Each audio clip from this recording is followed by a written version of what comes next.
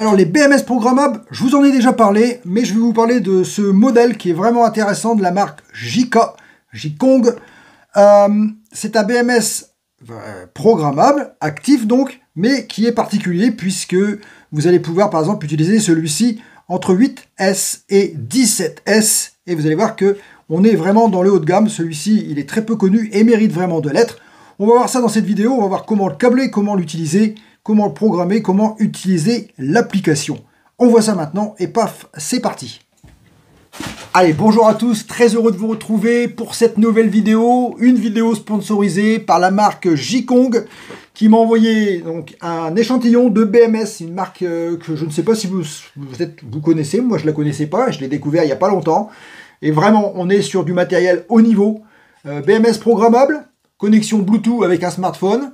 Voilà, dans cette vidéo, on va pouvoir voir comment il fonctionne. Celui-ci, c'est un modèle qui peut utiliser des batteries de 8S à 17S, assez particulier. Donc, il y a un câblage qui n'est pas tout à fait ordinaire par rapport à ce qu'on a déjà vu sur la chaîne avec les autres vidéos de BMS. Donc, je vais vous expliquer comment le câbler. Je vais vous expliquer aussi comment télécharger l'application, comment l'utiliser. Une application avec une interface magnifique en couleur. Vous allez voir, vous allez pouvoir avoir la main sur beaucoup d'informations de votre batterie et ça c'est vraiment un point très positif. On verra également en fin de vidéo les points forts, on verra aussi les points faibles. Vous êtes prêts? Installez-vous confortablement, ça démarre maintenant. Alors la première chose à faire bien sûr c'est de regarder la notice.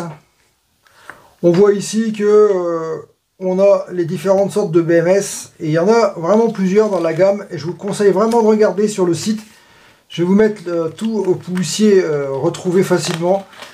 La notice est en anglais, on ne comprend pas grand chose, je vais essayer de vous expliquer le mieux possible pour que vous puissiez vous en servir tout de suite.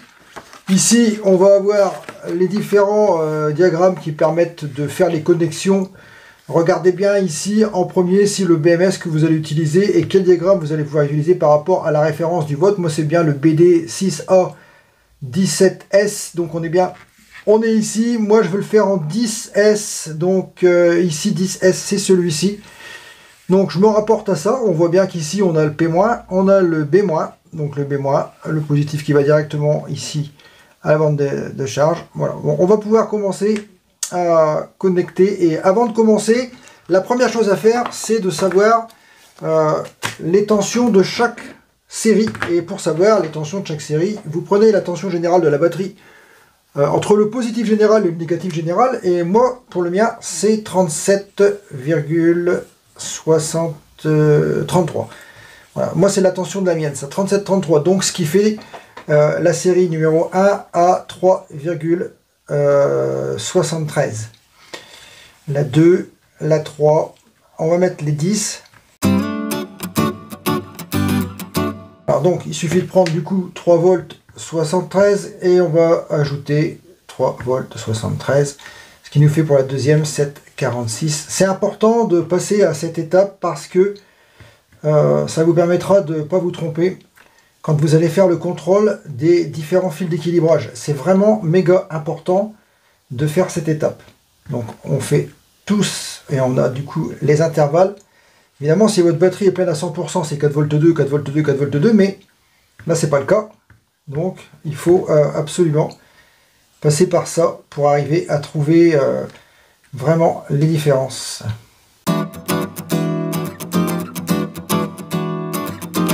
37,3. Voilà, ça c'est la tension finale. Donc on a vraiment chaque série de cellules, puisque nous on va être sur une batterie 10S 2P, donc chaque groupe devra avoir cette tension là avant la connexion.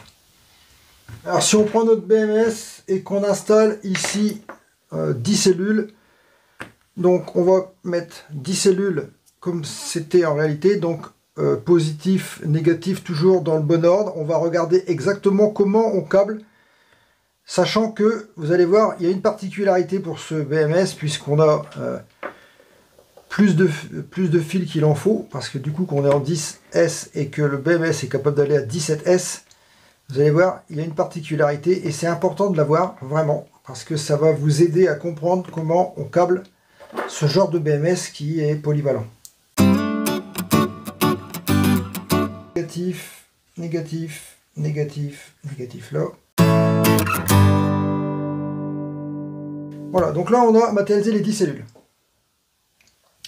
Ici, on a 2 groupes pour les fils d'équilibrage.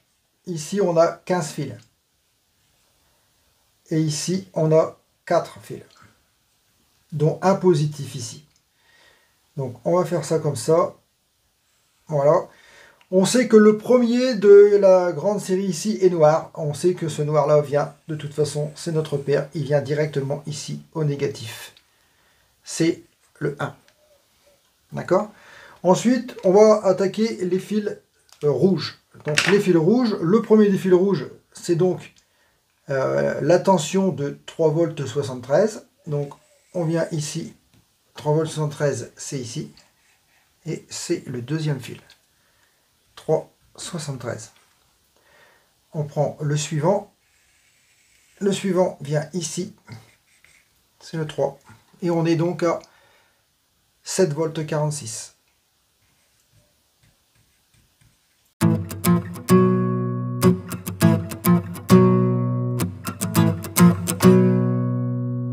Et il faut en prendre un 11e dans les 15 pour aller se mettre ici. Directement au positif. Et ça, c'est le 11. Donc, on a pris 11 fils sur 15. Donc, 11. 15 moins 11 égale, donc, il reste 4 fils. C'est ce qu'on verra dans la vidéo juste après. Il reste bien 4 fils. Ensuite, ici, on a donc 15 fils, mais on n'a utilisé que 11. Donc, il en reste 4. Ici, on a 3 fils.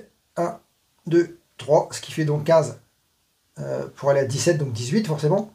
Et ici, on a un dernier qu'on va prendre lui ici positif et qu'on va donc ici raccorder au positif. Donc de ce côté-là, on a 4 fils, moins 1 égale 3. Il doit vous rester 3 fils de ce côté-là et 4 fils de l'autre côté. Une fois que vous avez fait ça, vérifiez donc toutes vos tensions. Là, on était à 7,46. Là, on est à 11. 19, ici on est à 18, 4, 18, 65 et ainsi de suite. Vous ne trompez pas, c'est hyper important que toutes les tensions soient bonnes. À partir de ce moment-là, vous avez fini, votre câblage est parfait. Alors je vous conseille, c'est que les 4 fils ici et les 3 qui vous restent ici, de les isoler puisqu'ils ne vous serviront pas si vous restez sur une batterie de 10S. Évidemment, si vous partez sur une batterie de 17S, il ne restera aucun fil, vous aurez utilisé la totalité. Maintenant, il ne reste plus qu'à télécharger l'application pour voir comment on va paramétrer à l'intérieur pour faire accepter qu'on est en 10S et non pas en 17S. Alors donc on va utiliser ici une batterie que j'ai fait. Vous connaissez mon simulateur de batterie. On est bien en 10S, 1, 2, 3, 4, 5, 6, 7, 8, 9, 10 et en 2P. Au niveau parallèle, on a ici le négatif général, on a ici le positif général qui est relié à une bande de sortie. On a ici tous les fils d'équilibrage qui sont du coup reliés. On a bien ici le numéro 1, le noir de la borne qui vient avec ici. Hop, c'est beau, il y a beaucoup de fils. Hein. Les 5. Hein. Donc la partie où il y a tous les 15 câbles. 15 câbles d'équilibrage, il en reste bien 4. Que j'ai donc isolé ici comme ça. D'accord. Donc ça c'est bon. Et ici on a bien la deuxième borne qui a donc 4 fils, dont un qui est le positif et qui est donc relié ici au positif général de la batterie, ainsi que le 11e de la première borne. Donc on a bien ici 2 fils qui vont au positif. Donc la deuxième borne. On va pouvoir donc connecter le BMS. Le BMS, il est ici. On a ici sur le BMS, on voit les sorties, c'est simple, il n'y a pas grand chose à faire. On a ici la première borne avec les 15 fils, celle qui a les 4 fils. Ici, c'est pour les sondes thermiques. Ici, c'est pour les écrans LCD. Et puis les autres, c'est pour les fonctions mises à l'ordinateur. Mais on ne les utilisera pas dans cette vidéo. Donc on commence, la première chose à faire, c'est de connecter le bouton de mise en marche qui est fourni avec. Donc on ne peut pas se tromper de sens, c'est facile, il y a un petit détrompeur. Vous ne pouvez pas du tout vous tromper de sens. Hop, ça s'emboîte tout seul. Enfin, tout seul, quand même... Voilà, hop. On met ça, on met la sonde thermique. La sonde thermique, c'est ici. Donc là, en haut, c'est pas compliqué non plus. Voilà. Une fois qu'on a fait ça, On va pouvoir connecter donc, on le sait, on l'a déjà vu dans d'autres vidéos, qu'il faut connecter donc le négatif en premier pour alimenter le BMS. C'est ce qu'on va faire. Donc on a bien ici le négatif, le bleu, le B-. On fait donc la connexion ici. Ensuite on a ici la sortie du BMS, donc le P-, qui lui va se rendre directement à la borne de sortie de la batterie. On peut le mettre tout de suite, ça évitera qu'il se balade dans la nature. Une fois que ça c'est fait, il ne reste plus grand chose à faire, il est simplement de brancher les deux bornes, puisque déjà on a contrôlé que toutes les... On l'a vu dans la vidéo à l'ardoise comment c'était, donc j'ai bien contrôlé que tout était dans le bon ordre. Donc on peut connecter. Voilà, on connecte la grande en premier, la seconde. Voilà, tout est connecté. On peut maintenant allumer le BMS en appuyant simplement ici sur le bouton de mise en route du produit. On entend les bips qui signalent que, et le bip long qui signale que le BMS est en fonction. Alors à ce stade, on ne peut pas savoir s'il y a une tension qui sort ou pas, on ne sait pas si on peut la charger. La première chose à faire maintenant, c'est de télécharger l'application et d'aller rentrer dans les paramètres tout de suite pour aller régler les paramètres du BMS pour que ça soit établi avec la batterie. Donc on va passer au téléchargement de l'application. Alors pour connecter donc votre smartphone à l'application, bon c'est pas bien compliqué. Vous allez dans votre Play Store ou dans votre Apple Store et vous allez taper ici JK BMS et vous allez arriver ici sur l'application donc JK BMS. Il suffit d'appuyer sur installer.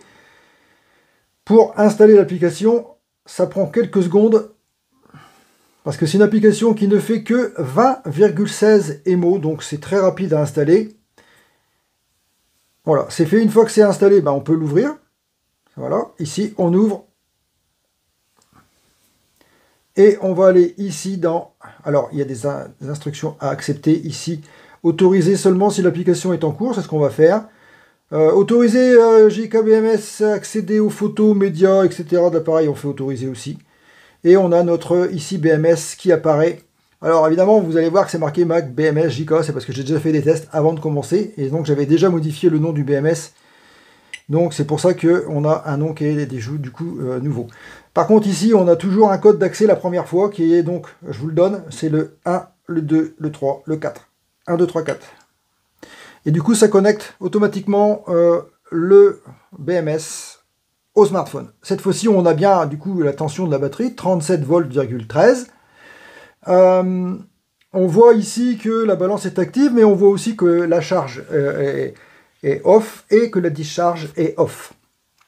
On va aller ici dans contrôle.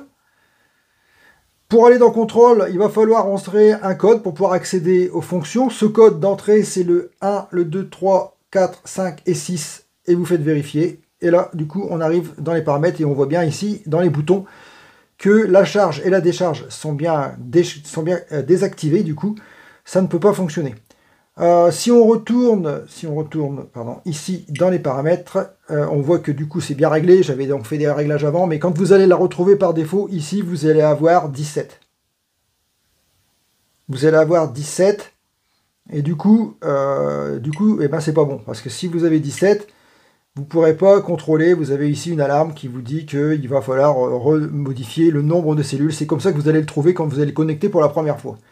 Donc, on va le modifier, on retourne ici, on a fait le code 1, 2, 3, 4, 5, 6, qu'on pourra modifier évidemment, et qu'il faudra absolument modifier. On va mettre, voilà, 10, puisque c'est 10 cellules en série, on fait OK, et là, on est bon.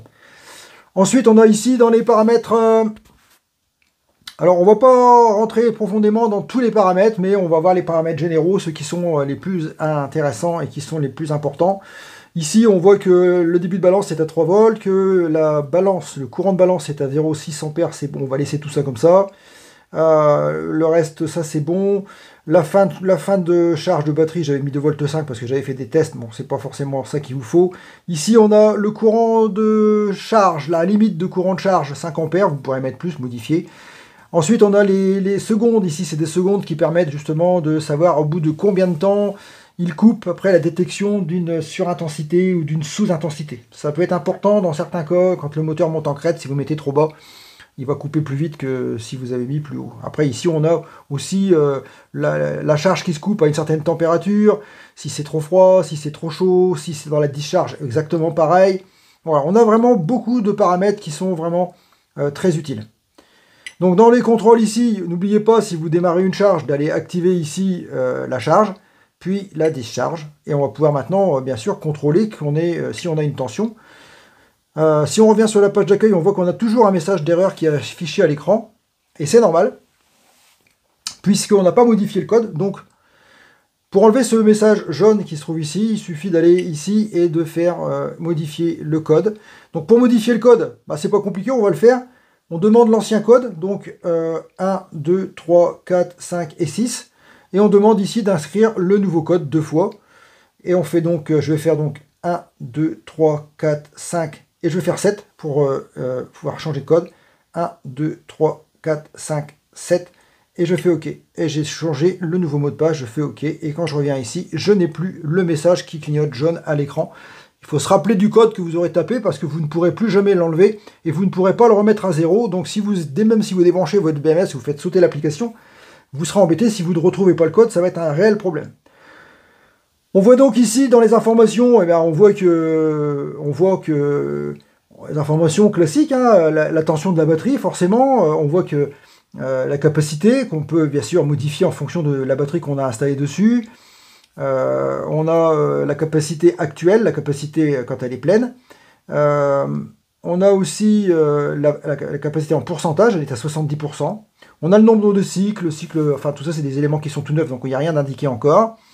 La cellule la plus haute est à 4 volts, non, à 3 volts. Je vois pas si j'ai un truc devant l'écran ici, moi.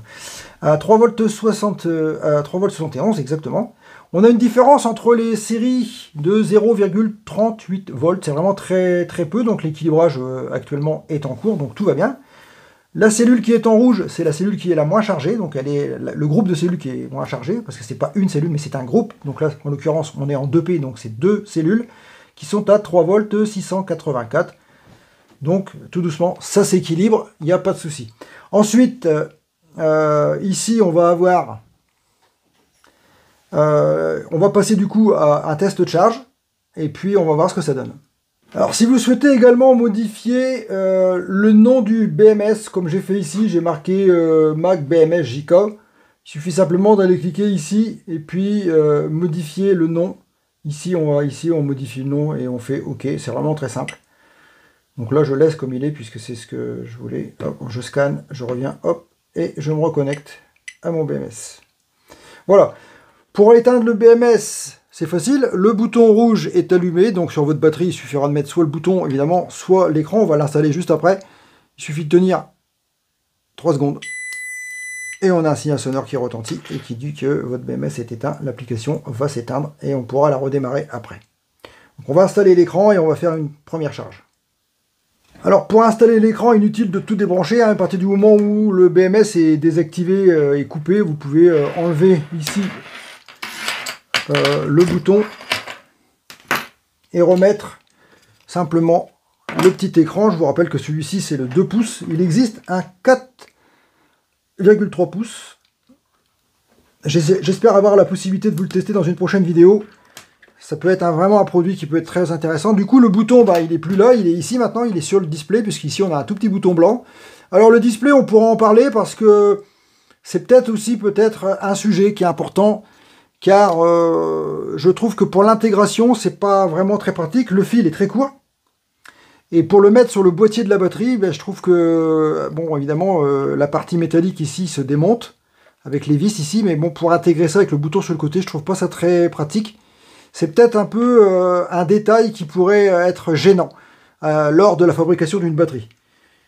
Alors, maintenant, pour le démarrer, on appuie sur le bouton ici, on le tient 3 secondes. Voilà, le BMS démarre.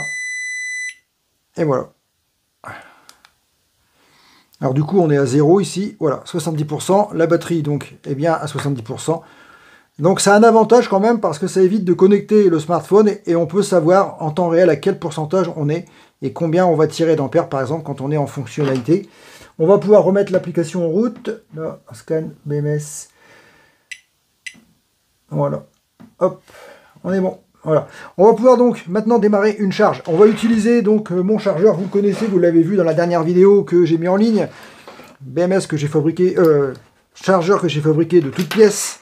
C'est un 42 volts, donc on peut le connecter. Hein. On va le brancher directement ici. Alors, ici, on voit que on est en 42 volts. Je regarde. 42 volts. 2,5 ampères. Et ben on envoie la charge. Voilà. Et là, on est en train de charger. Donc on voit dans l'application que tout de suite ça remue, hein, ça bouge. Forcément, puisqu'on est passé tout de suite à 38 volts,23. On charge à 2,3 ampères. Sur ce chargeur-là, on a la possibilité de voir... Alors ça, c'est pas bon. Hop, on fait ça. Voilà. Donc ici en watts, ici on a les ampères-heure, et ici on a les watts-heure. Donc voilà, on a mis 0,6 watts-heure. On peut augmenter le courant pour voir. Ici on a mis dans les paramètres.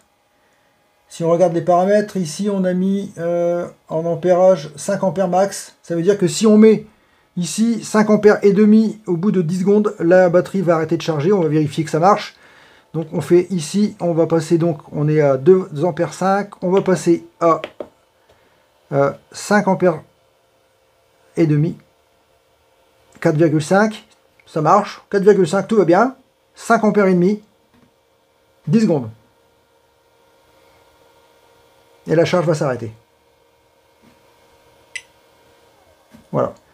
Alors on a vu qu'à la charge on peut régler également la coupure, mais on peut le faire également à la décharge. À la décharge, il suffit ici par exemple d'aller régler dans les paramètres. On va prendre ici dans décharge, on va mettre courant de décharge. On va mettre... non, ça c'est courant de charge, pardon. On va mettre courant de décharge, c'est ici. Attendez, je suis perdu du coup. Décharge ici. Décharge 3,5 ampères, on va mettre 3 ampères. On fait OK. Ici, on voit que dès qu'on va dépasser 10 ampères, 10 secondes après, ça va couper la décharge. Et 20 secondes plus tard, elle va redémarrer. On va vérifier. Donc, ici, j'ai mis 4 ampères. Et ben, on y va. Allez, parti. Et on va attendre, on va voir ce qui va se passer. Donc là, je tire 4 alors que j'ai demandé 3. Normalement, 10 secondes. Ça devrait s'arrêter. Voilà. Et on voit le compte à rebours ici en jaune. Les 20 secondes qui vont à rebours à 0 secondes. La décharge va reprendre. Ce mode est vraiment très intéressant. Bon, elle ne reprendra pas parce que ici, du coup, il est désarmé. Il faudrait que je le réarme. Voilà. Et je vais le remettre en route. Donc là, il veut pas. Hein. Il est en on, mais en fait, voilà. Les 20 secondes sont passées. La décharge redémarre.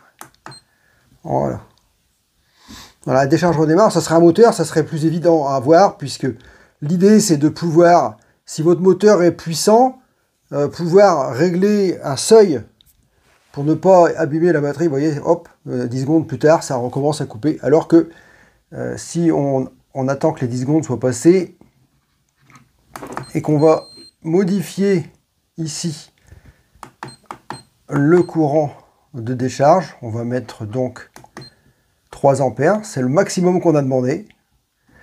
Voilà, c'est reparti. Et là, voilà, ça va marcher. On va pouvoir tirer sans problème puisque ici, dans la décharge, on a bien réglé ici 3 ampères de courant de décharge. Donc tout va bien. Vous voyez que ce système est vraiment très très intéressant. Et on a du coup ici la vision, toujours la vision sur toutes les cellules, ainsi que la résistance interne de chaque groupe de cellules. Bon là c'est des vieilles cellules d'occasion, c'est une batterie type.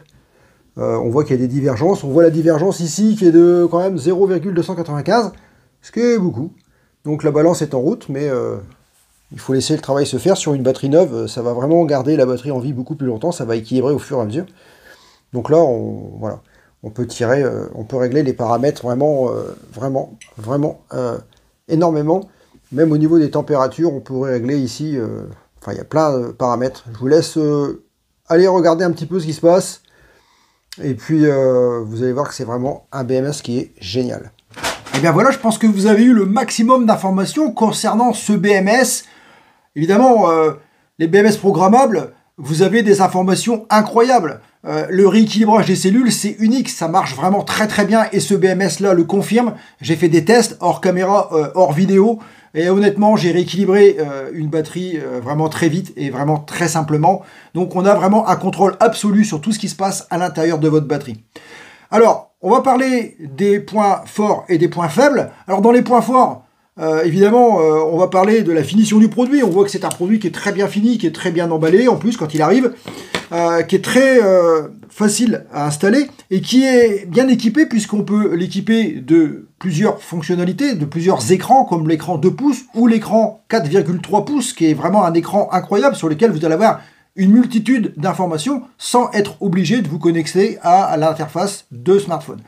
Alors, dans les points forts également, on va pouvoir parler de l'interface. L'interface du smartphone, elle est magnifique. Les couleurs sont juste incroyables. On a quelque chose de, voilà, de très qualitatif et de très facile à utiliser. Vous l'avez vu dans la vidéo, vous savez comment on peut paramétrer. Et vous avez vu que c'est pas du tout compliqué. Dans les points forts, évidemment, on peut évidemment parler aussi de la fiabilité du produit. Enfin, franchement, j'ai aucun bug dans les paramétrages, tout fonctionne très très bien. Donc c'est vraiment un très très bon BMS. Après, dans les points faibles, alors les points faibles, il y en a. Je trouve que le écran LCD 2 pouces est pas très facile à intégrer dans une batterie. On aurait préféré quelque chose qui vient s'appliquer sur la batterie avec deux vis, le bouton au-dessus. Là, on a le bouton sur le côté, ça va être pas facile à intégrer, le fil est court. Ça peut être un point négatif.